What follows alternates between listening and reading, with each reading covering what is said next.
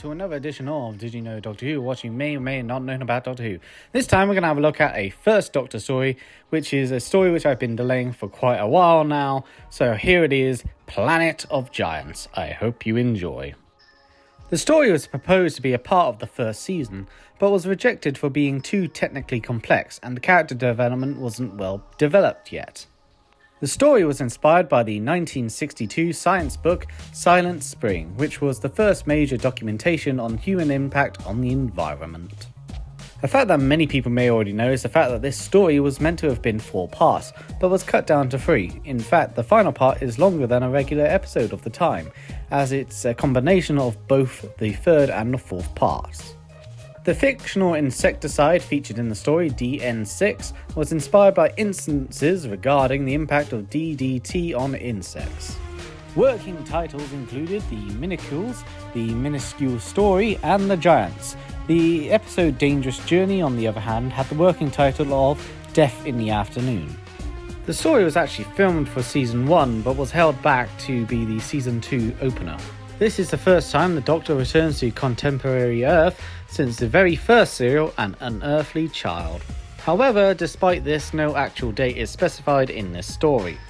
This is the first of 2 stories in this series to feature giant bugs, especially giant ants. The idea of the TARDIS shrinking was meant to have been a permanent feature, to have been involved in the series since the very beginning. In fact, it was one of several scrapped ideas for the TARDIS before it was just made to be just a time machine.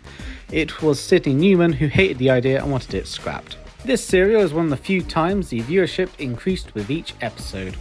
In 2012, Part 4 was recreated with the title The Urge to Live, using the original script. This story would be the first time Dudley Simpson would compose for Doctor Who, and he would remain the composer throughout the 60s and the 70s. Many of the oversized creatures or objects are not actually accurate to scaling, with some notable moments being the suitcase, the worm, and or the ant when compared to each other. And that is it for today. I hope you enjoyed.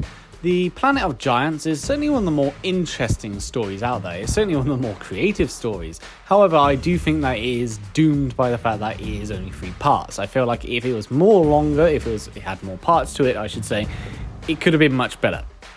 However, that said, it is still a very creative effort and still a very creative story, and it brings a unique twist to Doctor Who, which at this time was just, well, on its starting legs, basically. It was, starting up. It didn't really know what it was doing, and of course the first Doctor, as I've mentioned before, is quite an awkward era to get into.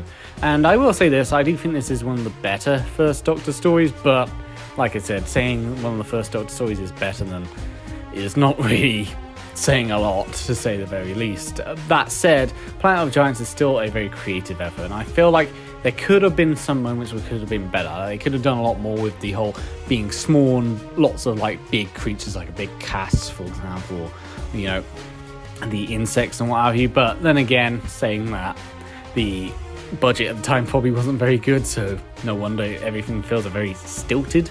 That said, Planet of Giants is still entertaining enough. Although, if you really want a downsized adventure, Honey, I Shrunk the Kids is probably a better option. I hope you enjoyed this episode of Did You Know Doctor Who, and I'll see you next time.